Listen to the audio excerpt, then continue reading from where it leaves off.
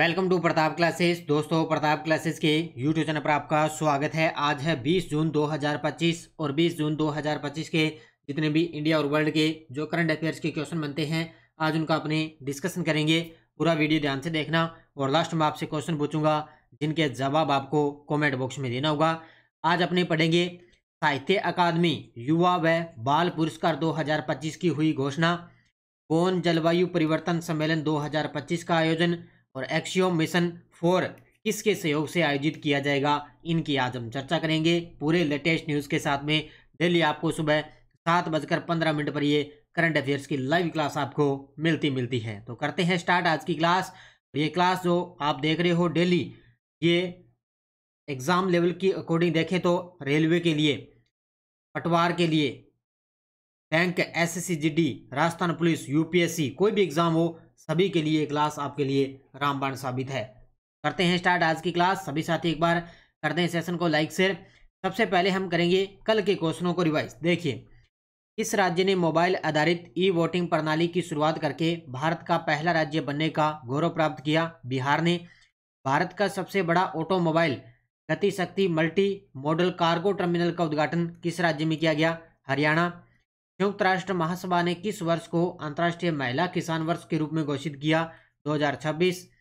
किस ऑपरेशन के तहत ईरान से अपने नागरिकों को निकालने की प्रक्रिया शुरू की? तो कौन सा ऑपरेशन? ऑपरेशन सिंधु।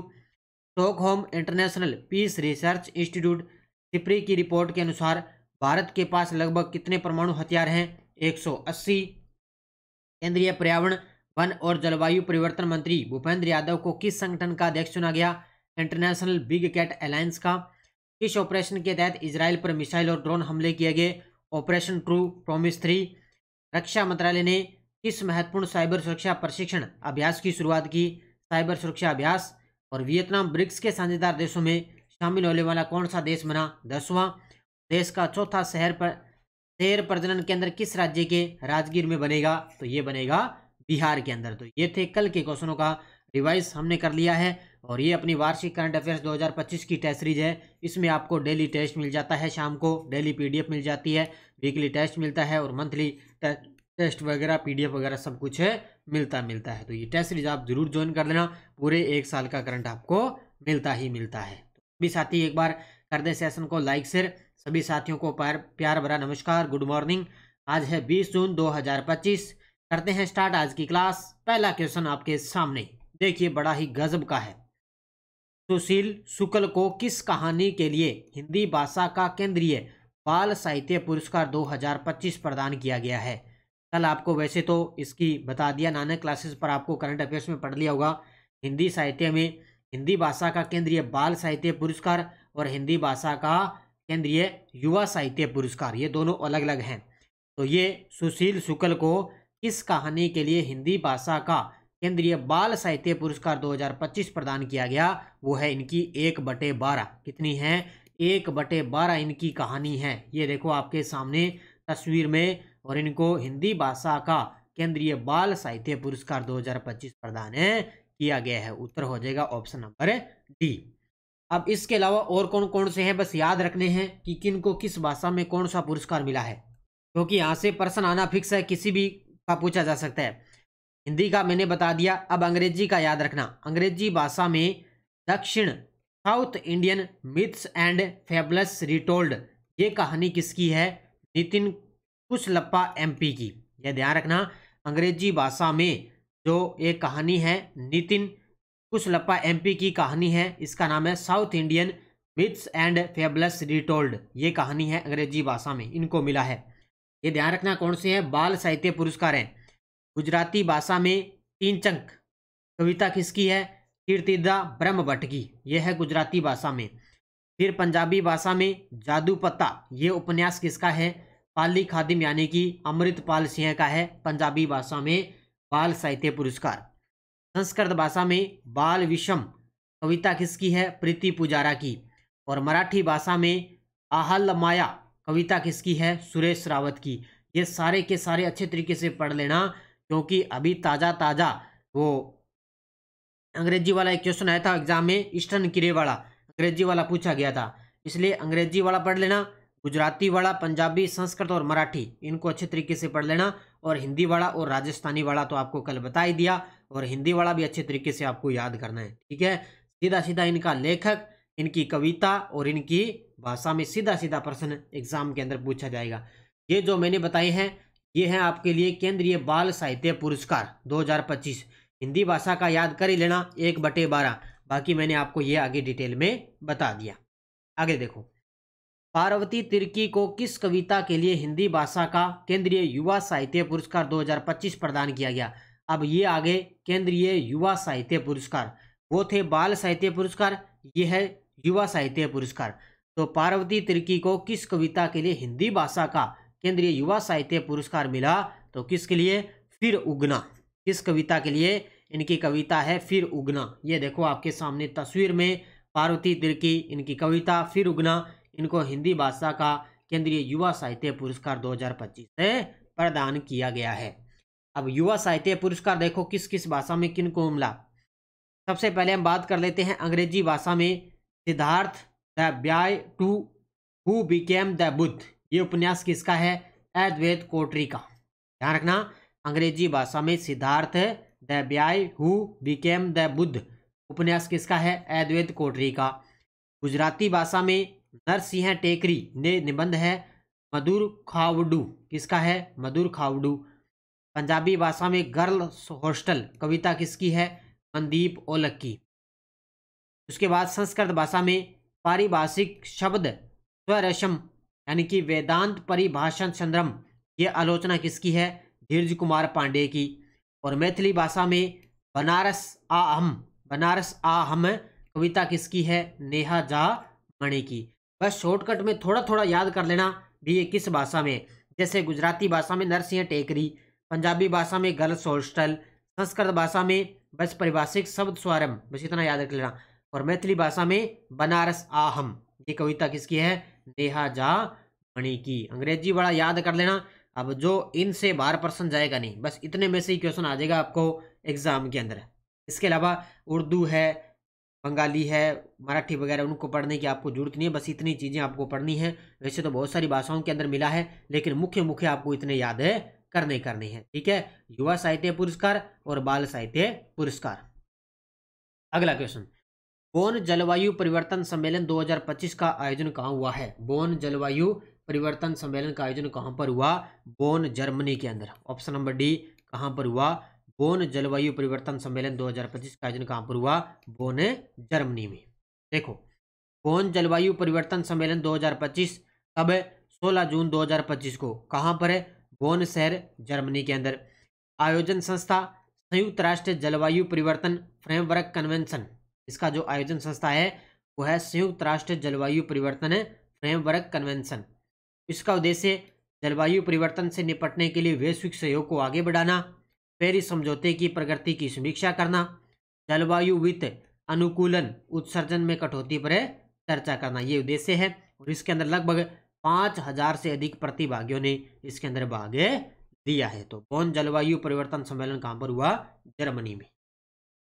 46वां आसियान शिखर सम्मेलन कब और कहाँ आयोजित किया गया। 46वां आसियान शिखर सम्मेलन कब और कहाँ आयोजित किया गया, तो ये किया गया 26 और 27 मई 2025 कुआलालंपुर मलेशिया के अंदर। ये बहुत ही गजब का प्रश्न है, इसलिए मैं आपको करवा रहा हूँ। 46वां आसियान शिखर सम्मेलन कब और कहाँ आयोजित किया गया, 26 और 27 मई 2025 कुआलालंपुर मलेशिया में। ये देखो आपके सामने तस्वीर में, सीधा सीधा प्रश्न इतना फिक्स है आएगा।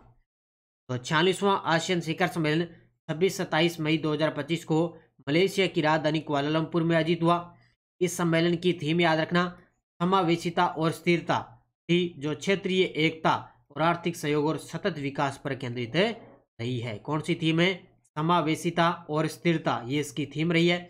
इसमें मलेशिया के प्रधानमंत्री दातो सेरी अनवर इब्राहिम की अध्यक्षता में इस सम्मेलन में 2045 तक आसियान सामुदायिक विजन को अपनाया गया है। यानी कि जो मलेशिया के जो प्रधानमंत्री थे ना, दातो सेरी अनवर, उनकी अध्यक्षता में ये सम्मेलन हुआ है। तो इसमें क्या है, 2045 आसियान सामुदायिक विजन को अपनाया गया है। तो ये कहां पर हुआ, मलेशिया में। एक्सियोम मिशन 4 किसके सहयोग से आयोजित किया जा रहा है। एक्सियोम मिशन 4 यानी कि AX4 ये देखो आप जानते होंगे ये 4 शख्स आपके सामने, जिसके अंदर एकमात्र भारत के खिल जो है अंतरिक्ष यात्री हैं, कौन है? Shubhanshu Shukla.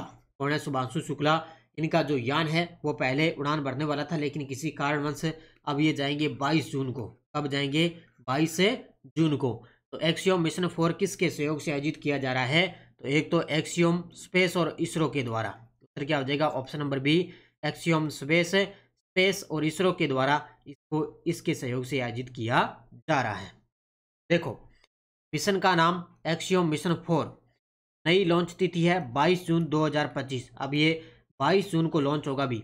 Launch 1 space x Falcon 9, space x है फॉल्कन 9, अंतरिक्षयान ड्रैगन कैप्सूल, और लॉन्च स्थल कैनेडी स्पेस सेंटर फ्लोरिडा से, और गंतव्य है अंतर्राष्ट्रीय अंतरिक्ष स्टेशन इनका रहेगा। तो लॉन्च स्थल याद रखना कैनेडी स्पेस सेंटर फ्लोरिडा से संभावित है। और कब है इसकी नई तिथि? 22 जून 2025 को। इसके अलावा 4 शख्स ये देखो कौन कौन से हैं। वैसे तो मैंने आपको पहले नाम बता दिए, लेकिन फिर आपको दोबारा यहाँ पे रिपीट करवा रहा हूँ। एक है पेगी वियटसन, ये अमेरिका के। शुभांशु शुक्ला भारत के पायलट हैं, ये जाएंगे अपने। और स्लावोस उजान्स्की ये है पोलैंड के। और तिबोर कापू ये है हंगरी के। देश आपसे पूछा जा सकता है, इसलिए चारों मैंने आपको देश बता दिया और चारों के नाम मैंने बता दिए। फिर मत कहना भी अभी ये क्वेश्चन करवाया नहीं है। पूरा प्रूफ आपको स्क्रीनशॉट डाल के मैं टेलीग्राम पे डाल दूंगा। यहाँ पे देखो मैंने इस प्रकार का प्रश्न मैंने करवाया है। श्री राम बहादुर राय को भारत सरकार ने किस क्षेत्र में योगदान के लिए पद्म भूषण से सम्मानित किया गया है? ये देखो आपके सामने तस्वीर में श्री राम बहादुर राय को भारत सरकार ने किस क्षेत्र में योगदान के लिए पद्म भूषण से सम्मानित किया गया? तो किस क्षेत्र में? पत्रकारिता और साहित्य क्षेत्र में। ऑप्शन नंबर बी, पत्रकारिता और साहित्य क्षेत्र में इनको पद्म भूषण से सम्मानित किया गया। तो सम्मान का नाम है पद्म भूषण। ये भारत का तीसरा सर्वोच्च नागरिक सम्मान है। प्राप्त करता है श्री राम बहादुर राय, प्रख्यात पत्रकार और सांस्कृतिक चिंतक है। सम्मान प्रदान करने वाला स्थान इंदिरा गांधी राष्ट्रीय कला केंद्र नई दिल्ली के अंदर इनको ये अवार्ड मिला। कहाँ पर है इनका? देखो सम्मान का कारण पत्रकारिता, लेखन और भारतीय सांस्कृतिक विचारधारा में उल्लेखनीय योगदान के लिए इनको ये अवार्ड मिला है। और इसके अलावा ये इंदिरा गांधी राष्ट्रीय कला केंद्र के अध्यक्ष भी पद था, इसलिए इनको वहीं पर ये सर्वोच्च नागरिक सम्मान दिया गया। अनुराधा ठाकुर को हाल ही में किस संस्था के बोर्ड में नियुक्त किया गया है? अनुराधा ठाकुर को हाल ही में किस संस्था के बोर्ड के अंदर नियुक्त किया गया? ये बनी है सेबी के अंदर। कहाँ पर बनी है? सेबी के अंदर। कहाँ पर है? भारतीय प्रतिभूति और विनिमय बोर्ड है सेबी। यहाँ पर अनुराधा ठाकुर को इस संस्था में बोर्ड में नियुक्त किया गया, यानी कि सेबी संस्था है उसके बोर्ड में इनको नियुक्त किया गया है अनुराधा ठाकुर को। वर्तमान में सेबी के अध्यक्ष कौन है? तुहिन कांत पांडे। कौन है? तुहिन कांत पांडे। तो नाम है अनुराधा ठाकुर। नई नियुक्ति भारतीय प्रतिभूति और विनिमय बोर्ड सेबी के बोर्ड में गैर आधिकारिक सदस्य के रूप में नियुक्त हुई है। गैर आधिकारिक सदस्य के रूप में नियुक्त हुई। 1 जुलाई 2025 से अपना पदभार संभालेंगी और सेवानिवृत्त हो रहे आर्थिक मामलों के सचिव अजय सेठ का स्थान लेगी। यानी कि सेवानिवृत्त हो रहे आर्थिक मामलों की जो सचिव है ना वर्तमान में अजय सेठ, उनकी जगह लेगी। इसके अलावा अनुराधा ठाकुर भारत की पहली महिला आर्थिक मामलों की सचिव भी बनी है। आप ये याद रखना, क्योंकि आर्थिक मामलों की सचिव भी बनी है अनुराधा ठाकुर। इसके अलावा इनको सेबी के अंदर गैर आधिकारिक सदस्य के रूप में भी नियुक्त किया गया। 2 क्वेश्चन बन गए आपके सामने। एक तो ये सेबी के गैर आधिकारिक सदस्य के रूप में नियुक्त है, और एक है भारत की पहली महिला आर्थिक मामलों की सचिव बनी है अनुराधा ठाकुर। ये भी आपको याद करना है। अब देखो आपके सामने वन लाइनर करंट क्या है। पहला है Massachusetts institute of technology MIT ने प्रोफेसर अनंता चंद्रकासन को अपना अगला प्रोवोस्ट नियुक्त किया है, और वे इस पद को संभालने वाले पहले भारतीय मूल के शिक्षाविद बन चुके हैं। तो मैसाचुसेट्स इंस्टीट्यूट ऑफ टेक्नोलॉजी ने प्रोफेसर अनंता चंद्रकासन को अपना अगला प्रोवोस्ट नियुक्त किया है, और वे इस पद को संभालने वाले पहले भारतीय मूल के शिक्षाविद बन गए। इसके अलावा 2 नंबर अंगोला 3 मई 2025 को अंतर्राष्ट्रीय सौर गठबंधन का 123वां सदस्य बना है। ये पॉइंट भी याद कर लेना कि अंगोला 3 मई 2025 को अंतर्राष्ट्रीय सौर गठबंधन का 123 बना है। अच्छे तरीके से पढ़ लेना। ये है टेलीग्राम ग्रुप। कोई सूचना, कोई लिंक, कोई नोटिफिकेशन सब आपको टेलीग्राम पे सूचना मिलती है। इससे पहले देखो मैंने छोटी छोटी क्लासें आ रही है, G7 मैंने करवा दिया, और कल मैंने जो 91 रामसर स्थल थे भारत के अंदर वो मैंने आपको लगभग 10-12 मिनट का मैंने वीडियो दे दिया, उसमें पूरी डिटेल करवा दी अच्छे तरीके से, वो पढ़ लेना। और आज जितने भी सम्मेलन होंगे, जितने भी सम्मेलन है, ये ब्रिक्स का सम्मेलन है, ब्रिक्स की अध्यक्षता किस देश ने की, जैसे G7 है, इसके अलावा बहुत सारे जो सम्मेलन है वो मैं आपको मुख्य मुख्य करवा दूंगा, ठीक है। तो ये पढ़ लेना बस अच्छे तरीके से। पिछले वीडियो क्वेश्चन क्या था, भारत और फ्रांस के बीच 8वां संयुक्त सैन्य अभ्यास शक्ति कब और कहाँ आयोजित किया जाएगा। ये 18 जून से स्टार्ट हो गया और 1 जुलाई फ्रांस में चलेगा। अब 18 जून से लेकर 1 जुलाई तक चलेगा ये अभ्यास। कहाँ पर, फ्रांस के अंदर। कौन सा, शक्ति, अभ्यास का नाम रखना शक्ति। तो बहुत सारे विद्यार्थी ने बड़े गजब के जवाब दिए।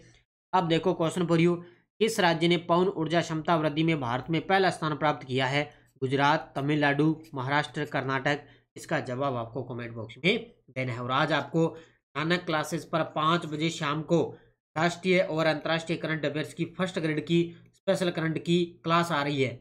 लगभग टॉप से टॉप क्वेश्चनों की 2 घंटे की क्लास रहने वाली है। उन क्वेश्चनों का आप अध्ययन कर लेना। जनवरी से लेकर मई तक टॉप से टॉप क्वेश्चन क्लास आपको मिलेगी, वो आप जरूर देख लेना। बाकी अपनी बुक बाजार के अंदर उपलब्ध है ही नानक क्लासेस की। पीडीओ, पटवार, चतुर्थ श्रेणी कर्मचारी, राजस्थान पुलिस से कांस्टेबल के लिए अक्टूबर 2024 से मई 2025 तक पूरा करंट आपको मिलेगा। और राजस्थान पुलिस की अपनी टेस्ट सीरीज चल रही है, ये 50 रुपये में, और ये 15 प्रैक्टिस सेट है चल रही है। तो अच्छे तरीके से पढ़ो, मेहनत करो, लगातार आपको क्लास मिलती रहेगी। सभी साथी कर दें वीडियो को भाई जाते जाते लाइक शेयर। धन्यवाद। जय हिंद, जय भारत, जय राजस्थान।